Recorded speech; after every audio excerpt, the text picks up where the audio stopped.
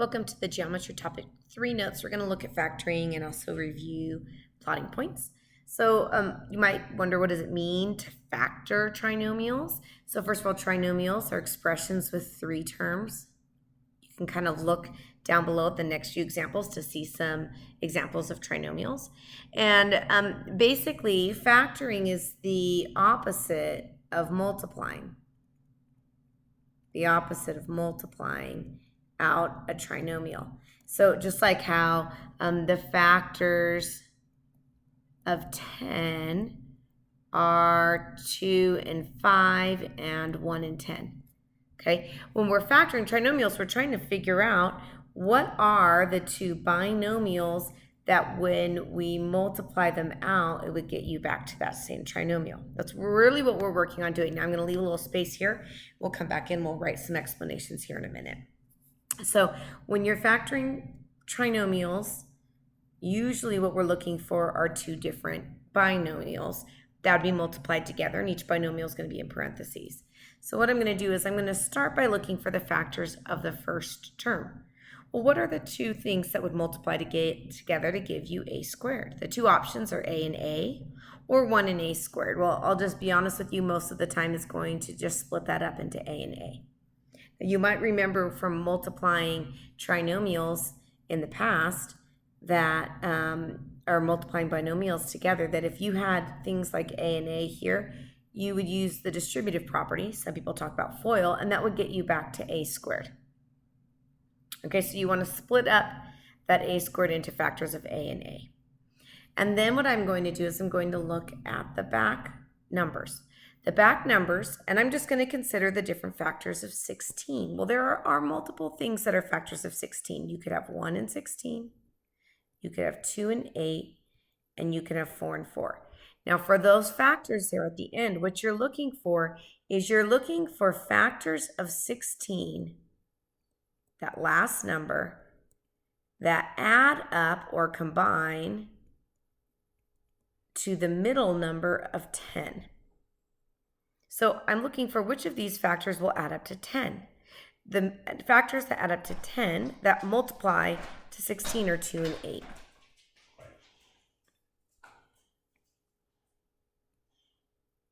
2 and 8.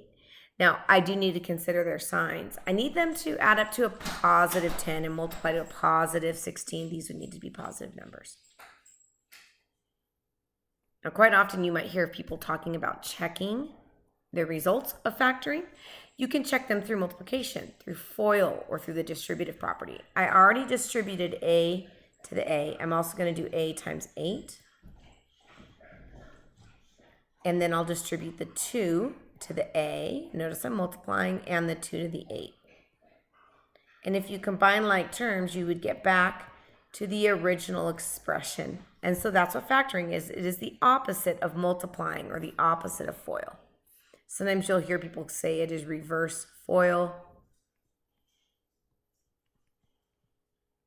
That is true as well. Now, if you're really looking for like a strategy for factoring, some kids like to make a table like this. They're looking for two numbers that multiply to equal the last number, and that those same two numbers need to add up to the middle number. That's really what you're trying to do here as you factor. I usually, that add up to the middle number. I usually don't write this table out because my goal for my students is to be able to do this without a lot of work, so that eventually we can get to a point where, just like when you multiply 3 times 2 to get 6, you can do that kind of on autopilot. That's really what we're going for here. But if you need to show a little bit of work, that table might be something that you like. So I'm looking to factor this trinomial.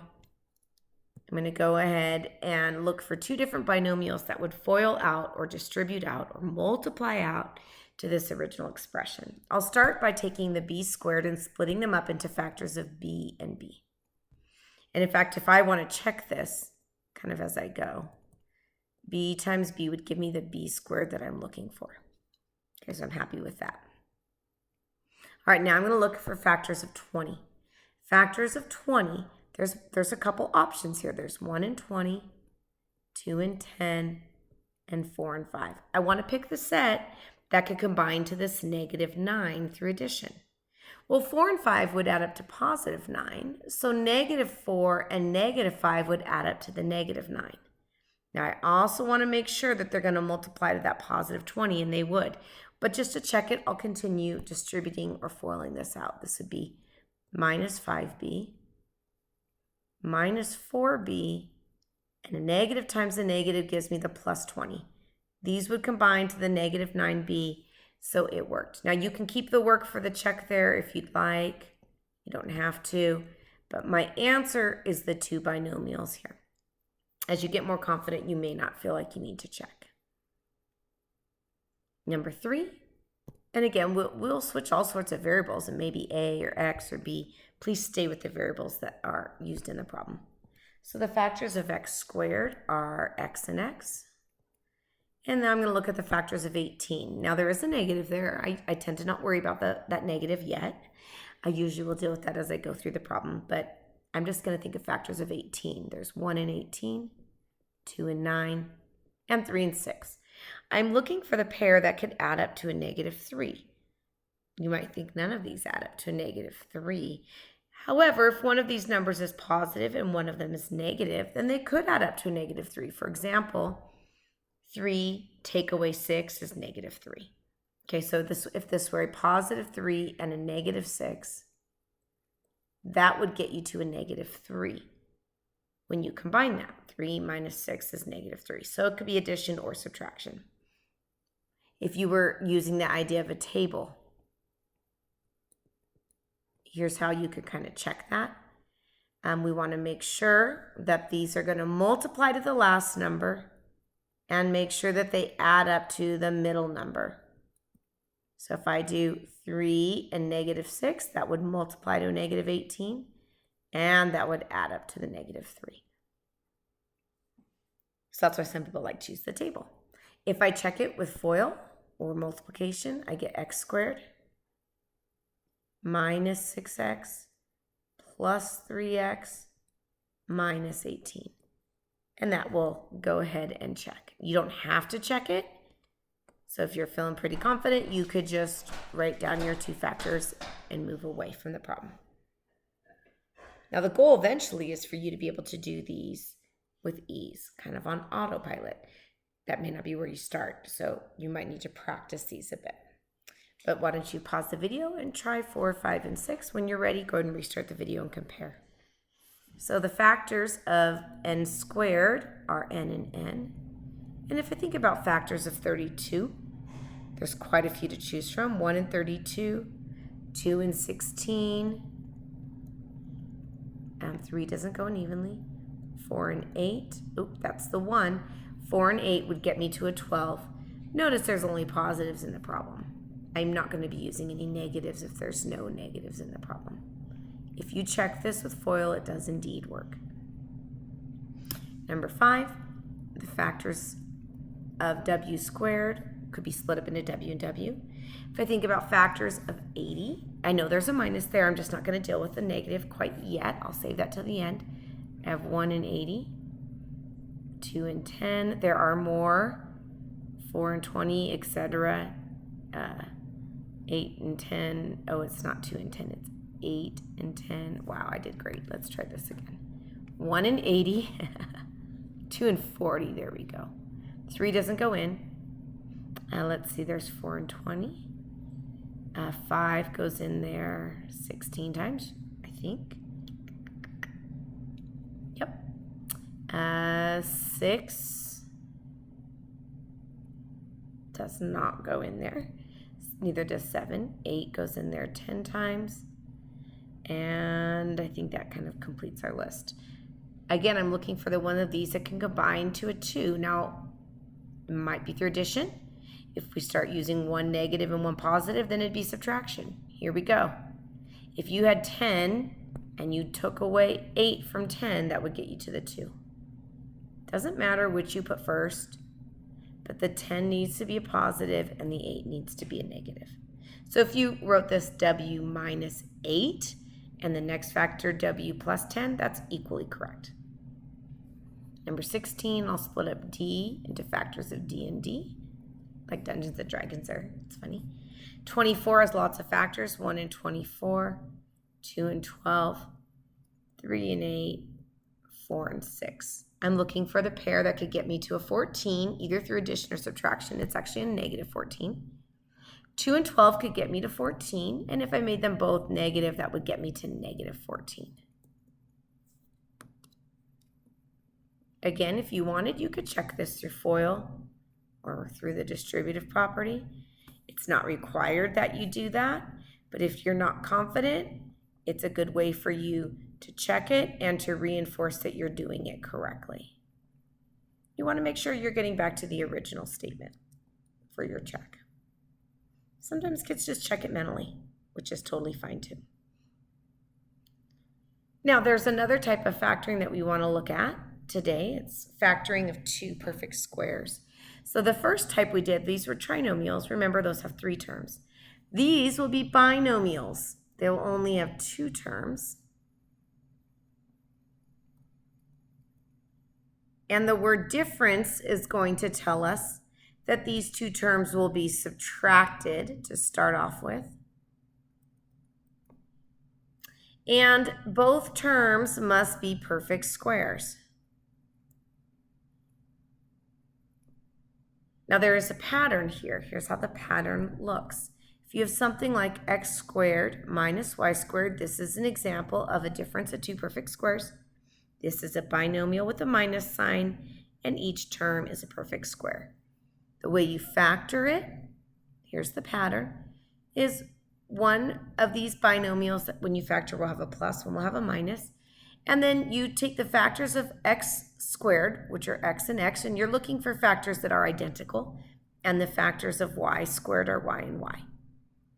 And that's actually how you factor these. Now I'm going to show you why this works once we start dealing with some numbers, but you can use this pattern to factor these very quickly. This is a difference of 2 perfect squares. Notice it's a binomial with a minus, and these are both perfect squares. If you use the pattern, you do one with a plus and one with a minus, and you take the 2 factors that are the exact same, or you square root x and x, 7 and 7. Now, why does this work? Let's take a look. If I FOIL or multiply this out with the distributive property, I get x squared minus 7x plus 7x and minus 49. You might notice that these 2 terms in the middle cancel out. That's how we end up with only 2 terms. In fact, if you wanted, you could factor this just like we did the trinomials. You could say we're looking for the factors of x squared, and then we're looking for the factors of 49, but we want the factors of 49 to cancel out to a 0 in the middle. So if you take the 7 and 7 and you make one of them a positive and one of them a negative, they will cancel out, and that's why we don't get a middle term. You certainly can think of it that way, but I think it's pretty nice to see this pattern that you're basically just square rooting, once with a positive and once with a negative. We call these conjugates. When these binomials here are identical, except one with a plus sign and one with a minus sign, you can call them conjugates so that people will be able to know what you mean by that. All right, so I'm going to take the factors here, and one factor will be a binomial with a plus sign, one will have a minus, and then we'll square root. G squared would split up into g and g, and 25 into 5 and 5. Notice these have to be the exact same numbers, 5 and 5. I can't use 25 and 1. The reason why is if you distribute this out or FOIL this out, you'd get g squared,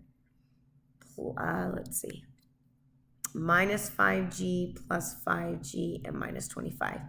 These need to cancel out, which mean I have to have the same numbers at the back for that to happen. Number 9, factors of y squared would be y and y. The factors of 144 that are the same are 12 and 12, once with a plus, once with a minus. By the way, I usually put the plus first and the minus in the second factor. It doesn't actually matter. All right, this would be d, once with a plus, once with a minus, and then the factors of 1 that are the same are 1 and 1. And it's easy as that. Oops, I was supposed to let you try 9 and 10. Sorry about that. All right, the last type of factoring here is to factor with the greatest common factor. Now these can have 2 terms, could have 3 terms, could have 4 terms. So I'm going to write 2 or more terms. This is the opposite of the distributive property. Basically, what we're going to do is we are going to find out what factors these have in common, these terms, and we'll remove it, take it out, divide it out of the parentheses. So if we take a look at number 11, starting numerically with 6 and 8, think about the biggest number that goes evenly into 6 and 8. Well, 6 has factors of 2 and 3.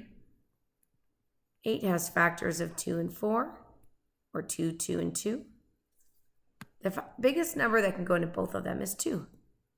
They also both have an x in common, and so I will also factor out an x.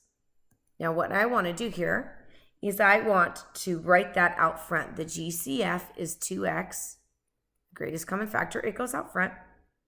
And then since there were 2 terms to start off with, there will be 2 terms or a binomial inside here. And to find out what that looks like, I want to use the distributive property. 2x times something would get me the 6x squared. Well, 2x would become 6x squared when I multiply it by 3x. And then 2x times something would get me to negative 8x. 2x times negative 4 would get you to negative 8x. Notice my answer looks like a problem where the distributive property has not yet happened. Number 12. 15 and 10 can both be divided by 5, and they also both have an a. Now, if the first term starts with a negative, then I will take a negative out. Anytime the problem starts with a negative, for the first term, we will take a negative out for the GCF. And I'm going to have 2 terms inside here. I'm going to figure out what they should be by this distributive property. Negative 5a times something will give me negative 15a. I would need to multiply that by a 3. That would give me negative 15a. Negative 5a times something should get me back to a positive 10a squared. Well, a negative times a negative will get me back to the positive. 5 times 2 would get me a 10, and 5 times, or an a times a would get me the a squared. Please pause the video and try numbers 13 and 14. For number 13, the biggest number that goes into both of these is 4. And since I'm leading with a negative, I'll take out a negative. Also, both of these terms have the letter b. If I use the distributive property to try to help me figure this out, negative 4b times something needs to get me to negative 24b squared. This would be 6b. And negative 4 times something gets me to negative 20b. Well, I don't need another negative. I don't want it to cancel out to a positive, so I'll have plus 5. That would multiply to negative 20b. The last term. 4a and 2a have a common factor of 2. And this time they don't have the same letters, so I can't always take a letter out, a variable out. So sometimes I can only take out a number. This would become 2a plus, that would get me back to the 4a, plus b squared. That would distribute back to the last term. Okay, so there are 3 different types of factoring that we went over. You're going to need to practice all 3 types of that on your homework.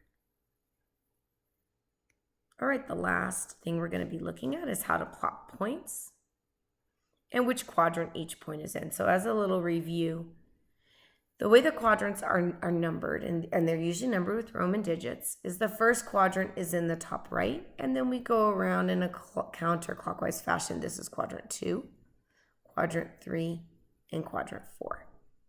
As for the signs in quadrant 1, both the x and y coordinate of the ordered pair are going to be positive. Okay, so positive would be to the right, negative for the x would be to the left. Y, if Y is positive, that means going up, and if Y is negative, that means going down. And you can see for each of the other quadrants what the signs would be. Okay, so we want to, for each one of these, we're going to plot the points and then label each one with the problem number. So number 15 is the point -2, 7. This is the X coordinate and this is the Y coordinate. So on the X axis, I think of this like a number line. I'll go to -2.